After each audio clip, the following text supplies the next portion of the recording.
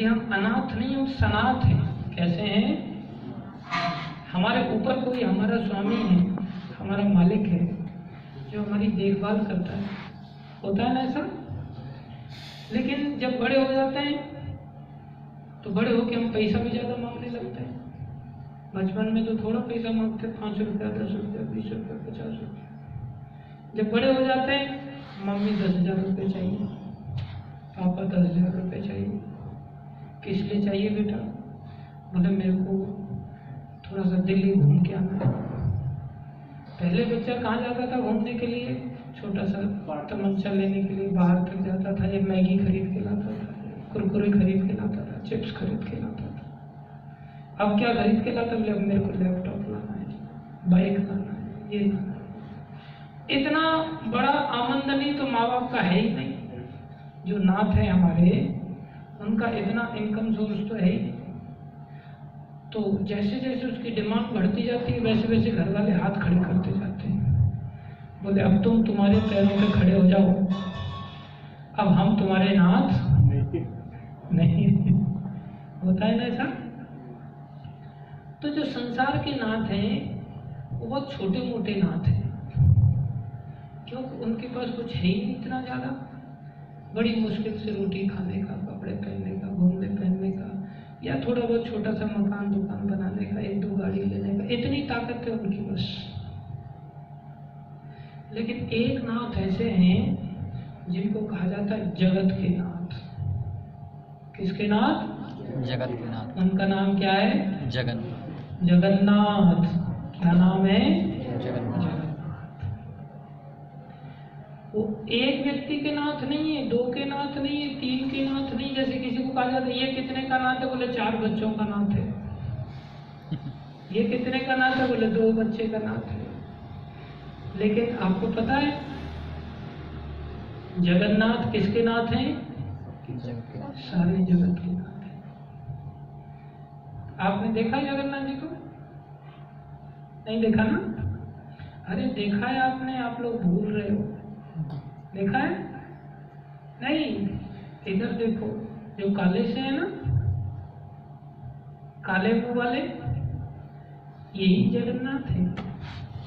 बोलो जगन्नाथ भगवान की जय। ये भगवान कृष्ण ही है जिन्होंने ऐसा रूप बना लिया। जैसे हम लोगों का मास्क हटा दिया जाए तो अलग रूप होता है, मास्क पहन लेते हैं तो अलग रूप बन जाता है। कोई गए, आपने देखा है जय को? अब जय ने मास्क लगा रखा हो मान लो, तो पहचान में नहीं आए, बोले यही जय है, ऐसे ही बोलेंगे ना। ऐसे ही भगवान कृष्ण एक दिन अपनी लीला सुनते सुनते उनकी आंखें आश्चर्य में ऐसे बाहर निकल के आ गई। उनकी कृष्ण की लीला बचपन की ऐसी सुंदर थी। उस लीला को सुना भगवान ने, अपनी लीला को सुना तो अपनी लीला को सुनकर के आश्चर्य में डूब गए। ओहो, मैंने ऐसा काम किया था। मतलब मैया यशोदा ने कहा लाला तो गोपाल है, गायों को पालता है, तो एक काम कर, जंगल में तेरे को कांटे लग जाएंगे, पत्थर चुभ जाएंगे, तेरे बड़े कोमल पैर हैं, तो लाला एक काम कर, तेरे लिए हम चप्पल बनवा देते हैं। तो भगवान कहने लगे मैया हमारे यहाँ गायें कितनी हैं? बोले 9 लाख। कितनी गायें थी भगवान के घर में? 9 लाख। बोले 9 लाख गायें हैं, तो एक काम करो भैया, गायों के भी तो कांटे लगते हैं ना, सबके लिए चप्पल बनवा दो, फिर मैं चप्पल पहनूंगा। तो एक गाय के कितने पैर होते हैं? 4। तो कितनी चप्पल लगेगी? टोटल कितनी चप्पल लगेगी? 9 लाख गायों के लिए 4 पैर हैं, कितनी चप्पल लगेगी? 36 लाख। कितनी चप्पल? तो मैया कहने लगी लाला तू नंगे पाँव ही जा, तुम नंगे पाँव ही जाओ। इतनी चप्पलें बनते बनते कितनी साल निकल जाएगी, एकदम से इतना बड़ा फैक्ट्री कौन डालेगा तुम्हारे लिए। तुम एक काम करो, नंगे पाँव ही जाओ। तब गायों ने देखा, ओहो, इन्होंने हमारे चलते चप्पल नहीं पहना, हमारे चलते चप्पल नहीं पहना, तो हम पत्थरों को जो इनको चुभने वाले हैं उनको अपने पैरों से तोड़ तोड़ करके ऐसा पाउडर बना देंगी कि वो चलते समय मक्खन जैसा लगेगा। तो भगवान कृष्ण का प्रेम कितना था गायों से कि उन्होंने उनके चलते क्या किया, उन्होंने चप्पल नहीं पहना तो हम भी नहीं पहने। कई बार क्या होता है, बरसात हो रही हो और अचानक से गाय भीग रही हो, हम तो छांव में खड़े हो जाते, गाय को भीगने देते, होता है ना सब। लेकिन भगवान कृष्ण स्वयं गायों से कितना प्रेम कर रहे हैं, तुम चप्पल नहीं पहनते तो हम भी चप्पल नहीं पहनेंगे। और फिर गायों ने कितना प्रेम किया, तुम्हारे लिए हम पत्थरों को ही तोड़ डालेंगे। और अगर आप कभी वृंदावन में जाओ तो वहां पर एक स्थान है रमन रेती, नाम क्या है उस स्थान का, रमन रेती। रमन माने खेलना। यात्रा में चलोगे तो वो मजा आपको दिलाएंगे जो भगवान कृष्ण ने लिया था।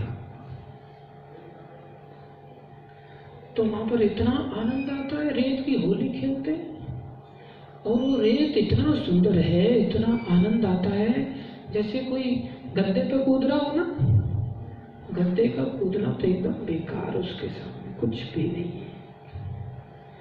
उस रेत में लेटना चालू करते हैं तो ऐसा लगता है कि अब यहां से कभी बाहर ही मत जाओ,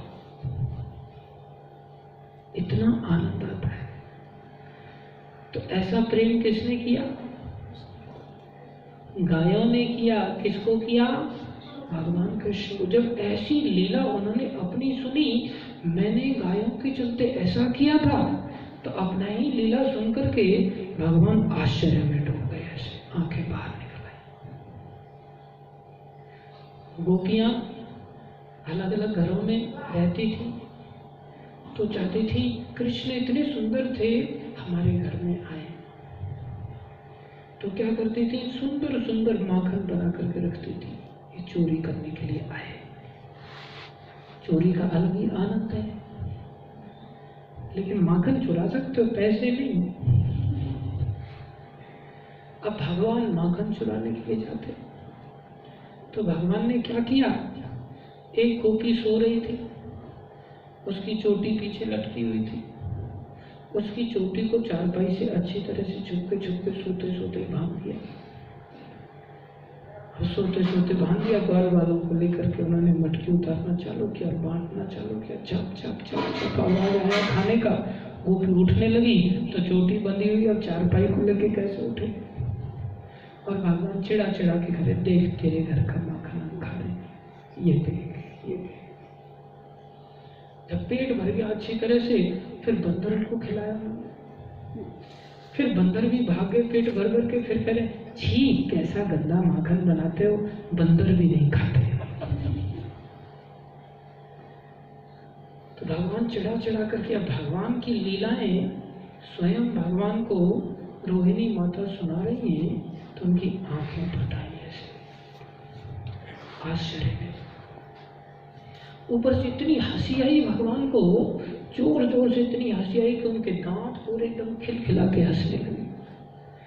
तो उनका ऐसा रूप बन गया, देख रहे हो, आंखें गोल गोल हो गई, हंस करके मुंह फट गया। और उनको इतना आनंद आया कि हम कई बार घटना सुनते तो हमारे बाल खड़े हो जाते हैं। उनको इतना आनंद आया, इतना आश्चर्य हुआ, इतना रोमांच हुआ, उनके पैर ही शरीर में अंदर चले गए। ऐसी ऐसी लीलाएं भगवान की हैं। अंदर चले गए शरीर, उनके आधे हाथ भी अंदर चले गए। ऐसी ऐसी लीलाएं होती हैं। जैसे हम कई बार बहुत घूर घूर करके टीवी देखते हैं तो हमारी आंखें चली जाती हैं, मोबाइल देखते हैं तो आंखें चली जाती हैं, लेकिन वो फालतू की चीजें हैं। इनके हाथ पैर अंदर चले गए। सुभद्रा जो इनकी बहन थी, ये दो भाई थे, कृष्ण और बलराम। कृष्ण का नाम जगन्नाथ और बलराम का नाम बलदेव। उनकी बहन, उनका नाम सुभद्रा, जो बीच में बैठे हैं। तो गोरे वाले कौन है?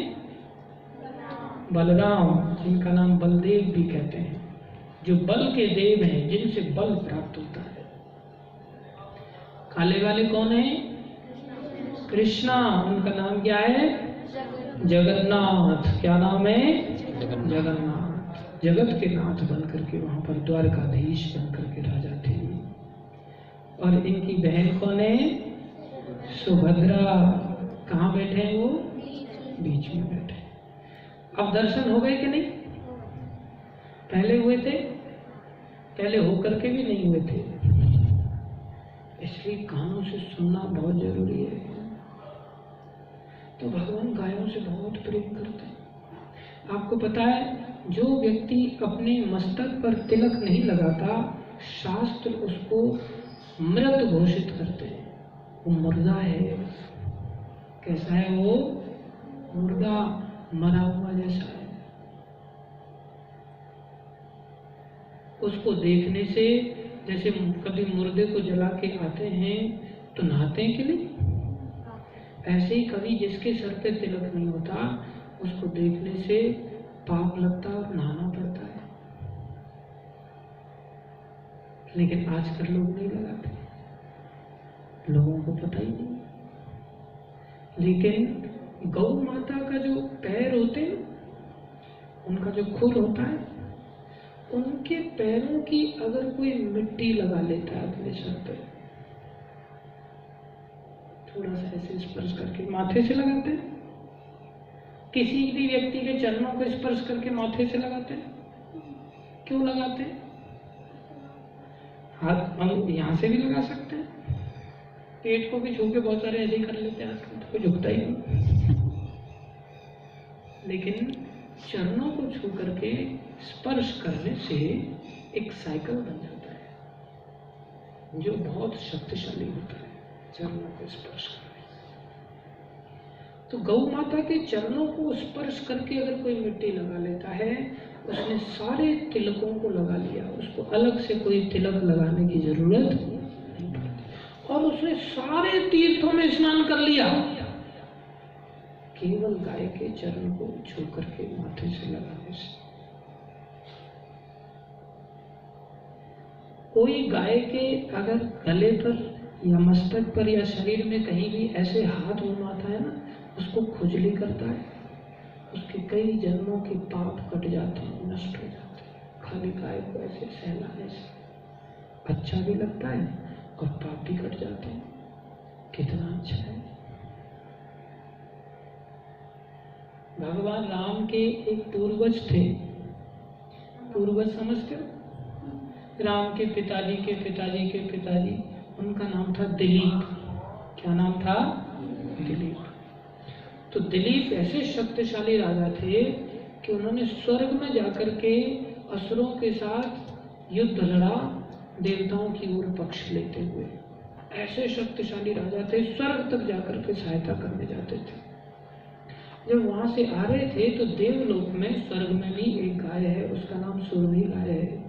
जल्दी में वापस आ रहे थे तो वापस आते आते उन्होंने गाय को प्रणाम नहीं किया। गाय को प्रणाम करना चाहिए, जब भगवान इतना प्रेम करते हैं उसको तो हमें भी प्रणाम करना। तो उन्होंने गाय को प्रणाम नहीं किया। वापस आए तो उनके संतान ही नहीं हो रही थी। परेशान हो गए, कौन राजा बनेगा अगला, जब कोई बालक ही नहीं होगा, युवराज नहीं होगा, राजकुमार नहीं होगा। उन्होंने बहुत सारे यज्ञ किए, सब कुछ किया, फिर भी उनको कोई समाधान ही नहीं मिला। अंत में वो गुरु वशिष्ठ के पास गए, जो उनके कुल के पुरोहित थे। उन्होंने कहा कि देखो वास्तव में तुमसे एक गलती हुई है, तुमने गाय को प्रणाम नहीं किया था जल्दी जल्दी में। अब एक काम करो, मेरे पास एक नंदिनी नाम की गाय है, ये उसी गाय की बेटी है, आप इसकी सेवा करो, इसकी सेवा करने से तुम्हें आशीर्वाद मिलेगा। अब तो ये उसकी सेवा करते थे, उसको खूंटे से बांधते नहीं थे, जहाँ वो जाती थी वहीं धनुष बाण लेके जंगल में उसका साथ देते थे। बरसात में भीगती थी तो वो भी बरसात में भीगते थे। हर व्यवस्था उस गाय के लिए वो करते थे, सेवा करते थे, उसको सहलाते थे, उसको पैर दबाते थे, उसको चारा खिलाते थे, उसको कभी बंधन में नहीं बांधते थे, पूरा सेवा करते थे। ऐसा करते करते एक दिन क्या हुआ, अचानक से एक शेर आया। शेर तो गाय को खा जाता है, इनके पास धनुष बाण था, राजा थे, तो उन्होंने धनुष बाण तान दिया शेर की, तुम मेरे सामने ऐसा नहीं कर सकते, मैं तो इसका सेवक हूं। तो कहता है अरे कैसा मूर्ख है तुम। शेर बोला तो शेर बोला और इनको समझ में आ रहा भाषा, बोले तुम एक गाय के लिए, तुम राजा हो, तुम्हारा जीवित रहना जरूरी है, छोड़ो तुम इस गाय को, मरने दो। तो कहता है कि अगर मैं गाय को अगर नहीं रक्षा कर सकता तो नागरिकों की क्या रक्षा करूंगा, मैं कैसा राजा हूं। फिर गायों की रक्षा बड़ी जरूरी है। आखिर में क्या हुआ, वो शेर कहने लगा तुम रक्षा चाह करके भी नहीं कर सकते, क्योंकि मैं साधारण शेर नहीं हूं। बोले तुम साधारण नहीं हो तो क्या मतलब। बोले मैं भगवती दुर्गा का शेर हूं, तुम मुझे नहीं मार सकते, मैं तुम्हें जरूर मार सकता हूं। अब तुम्हारी इच्छा, या तो चले जाओ या मरने के लिए तैयार हो जाओ। तो कहता है ऐसा जीवन जीने से क्या लाभ, मेरे से कितना बड़ा अधर्म हो जाएगा, मैं मरने के लिए तैयार हूं, आप मुझे मार डालो। तो शेर ने क्या किया, दहाड़ा, एकदम दहाड़ा जोरदार, और दहाड़ करके छलांग लगाया। लेकिन जैसे ही छलांग लगाया, वो भगवती का शेर था, जब करके से बैठे थे, जैसे ही छलांग लगाया, ऊपर से गर्दन झुका के बैठे हुए थे, इतनी देर में उन्होंने क्या देखा, शेर गायब हो गया और गले में सुंदर पुष्पों की माला आ गई। हैरान में शेर के घर चला गया। शेर क्या बन गया, वो फूलों की सुंदर माला बन गया। और नंदिनी हंसने लगी, नंदिनी कहने लगी मैं ही तुम्हारी परीक्षा ले रही थी, अब तुम परीक्षा में पास हो गए, अब जाओ और जाकर के राज्य में राज करो, तुम्हारे ऐसी संतानें होंगी जो तुम्हारे कुल का सदा सदा के लिए यशगान करेंगी।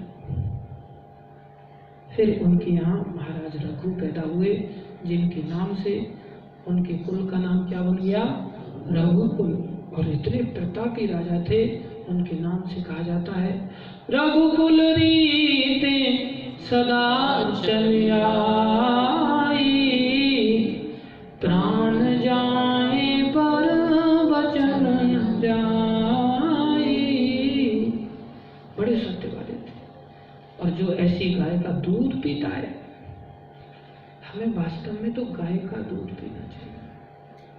एक बार अकबर और बीरबल में बहस हुई, तो अकबर पूछता है बीरबल दूध किसका अच्छा है। तो बीरबल कहता है जहां पना दूध तो भैंस का अच्छा है। भैंस जानते हो ना, बोले दूध तो भैंस का अच्छा है। बोले हाँ दूध भैंस का अच्छा है, मैंने सुना था तुम्हारे धर्म में तो गाय का दूध अच्छा होता है। बोले जहां पना गाय का दूध दूध थोड़ी होता है, वो तो अमृत होता है। गाय का दूध कैसा होता है, अमृत होता है। जो गाय का दूध केवल जर्सी गाय का नहीं, देशी गाय का जो दूध पीता है वो एक दिन अमर हो जाता है। कैसे अमर हो जाता है, उस अमृत का पान करने से भागवत में वर्णन आता है हमारे दिमाग के तंतु खुल जाते हैं और हमारा दिमाग बहुत अच्छी तरह से काम करता है। तंतु मतलब सेल्स। हमारे दिमाग के सेल इतने पावरफुल हो जाते हैं, इतना अच्छी तरह से काम करते हैं, इतने इंटेलिजेंट हो जाते हैं कि हम एक दिन भगवान के परम भक्त बन जाते हैं। क्योंकि अमरत्व का मार्ग तो भक्ति से ही प्राप्त होता है, और भक्ति को समझने के लिए इंटेलिजेंट लोग लगते, बुद्धू नहीं। और ये इंटेलिजेंस कहाँ से आती है? गाय का दूध पीने से। 1000 गायों के बीच में गाय का बछड़ा अपनी माँ को पहचान लेता है, और 10 भैंसों के बीच में भैंस का बच्चा अपनी माँ को नहीं पहचान पाता। कौन इंटेलिजेंट हुआ? गाय का बच्चा। भैंस का बच्चा तो इधर मुंह मारेगा, इधर मुंह मारेगा, वहां से लात खाएगा, फिर उधर जाएगा, वहां से लात खाएगा, फिर उसके नीचे जाएगा। और गाय का बच्चे को उठाना नहीं पड़ता, होते ही वो फटाक से उड़ जाता है और कूदने लगता है। भैंस के बच्चे में ताकत तो होती है सुअर की तरह अच्छी खासी, लेकिन दिमाग नहीं होता। तो अकल बढ़िया भैंस, अकल तो अकल कहां से आती है? गाय के दूध पीने से। अब गाय का दूध फोकट में तो मिलेगा नहीं, उसके लिए गाय की सेवा करनी पड़ेगी। लेकिन आजकल लोग कुत्ते की सेवा करते हैं, गाय की सेवा करते हैं। तो कुत्ते की सेवा करते करते क्या बन जाते हैं? वो कुत्ते जैसे बन जाते हैं। इसलिए हमें सेवा किसकी करनी चाहिए? गाय की। उसमें सारे देवताओं का वास होता है, सारे देवता गाय के अंदर पाए जाते हैं। इसलिए गाय की सेवा करने से हमारा अवश्य कल्याण होता है, इसमें हमें जरा सा भी संदेह नहीं रखना चाहिए। गाय को प्रणाम करना चाहिए, गाय के नीचे से गोबर को उठाना चाहिए। गोबर में लक्ष्मी का वास होता है, जिसको हाथ लगाने से हम कई बार हिचकिचाते हैं, लेकिन कुत्ते की टट्टी को उठा के फेंक देते हैं। कैसी अकल मारी गई लोगों की, दुर्भाग्य। हमारे भक्त लोग तो गाय के साथ ऐसे सो जाते हैं। आपको पता है बीपी ठीक हो जाता है गाय के ऊपर हाथ घुमाने से। अमेरिका में कडलिंग कहते हैं गाय के साथ खेलने को। वो लोग 1 घंटे का कई रुपया लेते हैं, तब जाकर के गाय के साथ बैठने देते 1 घंटे के लिए। बोलते हैं आप यहाँ आओ, अपनी बीमारियों को ठीक करो, आप पागल हो गए हो, साइकिक हो गए हो, गाय के साथ रहने से तुम्हें अकल आएगी। वो 1 घंटा पैसा दे करके बैठ करके वो काम करते हैं। आपको तो फ्री में सुविधा दी जा रही है। इसलिए हमें गाय की महिमा समझ करके अपने जीवन को मंगलमय बनाना चाहिए। गाय का घी खाना चाहिए, गाय का दूध पीना चाहिए, और गाय की अगर छाछ मिल गई, आपको पता है गाय की छाछ, देशी गाय के दूध की दही बना करके उसमें से मक्खन निकाल के जो छाछ बनती है, वो छाछ एक बार पीने के बाद 3 साल तक ताकत देती है। क्या कमाल की छाछ है ना। इसको पाने के लिए इंद्र भी लालायित रहते हैं। गाय का तक्र ऐसी महिमा देता है, आयुर्वेद में ऐसा वर्णन है। गाय के घी की अगर 1 बूंद आप थोड़ा सा घी लेके नाक में अगर लगा लो रात को, तो आपको गले से ऊपर का कोई रोग ही नहीं होगा। ना आंख का, ना खोपड़ी का, ना कान का, ना नाक का, ना गले का, कोई रोग नहीं होगा। और अगर आप रोगी होंगे, आपका बहुत सर दर्द होता हो, माइग्रेन होता हो, कोई समस्या हो, रात को उसको बता दो गाय की, देशी गाय के घी को रोज थोड़ा सा नाक में वो डाल ले, 1-1 बूंद, या हाथ से लेके ऐसे लगा ले, सो जाए। विदिन 1 मंथ उसका रोग ठीक हो जाएगा। ऐसी अद्भुत शक्ति है। लोग पैसा दे दे करके नाक में नेजल ठूसते रहते हैं, न जाने क्या क्या लगाते रहते हैं, स्प्रे करते रहते हैं। गाय का थोड़ा सा घी लगा लो, बस बात खत्म। और रोटी खाने में गाय का घी मिल जाए तो कोई सब्जी भी नहीं चाहिए, मिठाई भी नहीं चाहिए, कुछ नहीं चाहिए, घी मिल जाए, थोड़ा सा गुड़ मिल जाए, बस। बोलो गौ माता की जय। बोलो जगन्नाथ भगवान की जय। बोलो बलदेव भगवान की जय। बोलो सुभद्रा माता की जय। तो हमें नाथ किसको बनाना है? जगन्नाथ को। और बल किन से लेना है? बलदेव से। और आशीर्वाद किससे लेना है? सुभद्रा माता और गौ माता। और रक्षा किनसे करवानी है? सुदर्शन चक्र से। भगवान का पास में एक सुदर्शन चक्र ऐसा छपा हुआ खड़ा है, वो सुदर्शन चक्र जी है, वो भक्तों की रक्षा करते हैं। दिखाई दिया अगर लकड़ी का जगन्नाथ जी के पास में, जगन्नाथ जी के उधर पास में उसके ऊपर ऐसे चक्र बना हुआ है, वो सुदर्शन चक्र है। ठीक है, ये सब जानकारी प्रभुपाद जी ने दिया। सारे संसार को लोग भटके हुए थे, पागल हो रहे थे लोग। इसलिए प्रभुपाद जी को प्रणाम करते हुए, हमें भगवान को प्रणाम करते हुए, हमें गौ माता को प्रणाम करते हुए, भक्तों को प्रणाम करते हुए अपने जीवन को अच्छा बनाना है। भैंस जैसा नहीं बनना है। आराम से चिप्स कुरकुरे ठूस ठूस के पेट बाहर ले आते लोग। एक माता जी को मैंने रेल ट्रेन में देखा, इतनी मोटी हो कि उसने रास्ता ही ब्लॉक कर दिया पूरा। और वहां से कोई व्यक्ति जाए तो उससे जो बेचने वाले होते हैं ना, हर व्यक्ति से वो खरीदती थी कुछ ना कुछ। इसलिए कोई उसको बोलता नहीं था कि आप डिस्टर्ब कर रहे हो हमें, क्यों पहले ही खरीद के ठंडा कर देती थी उसको। और मैंने देखा 3 फुट इधर उसका साइज, 3 फुट इधर, पूरा पैक कर दिया उसने। रात से पता चला, बोले खाते ही रहना, हर समय मुंह चलता ही रहता, बकरी की तरह, भैंस की तरह। हमें ऐसा नहीं बनना, हमें अच्छे बच्चे बनने हैं, अच्छा भक्त बनना है और अपने जीवन को सुखमय बनाना है। ठीक है, ये सब श्री प्रभुपाद जी को जाता है, तो प्रभुपाद जी की भी जय बोलेंगे हम। श्री प्रभुपाद की जय, श्री गुरु महाराज की जय, अनंत कोटि वैष्णव वृंद की जय, आप बाल भक्तों की जय। धन्यवाद आप सभी भक्तों का।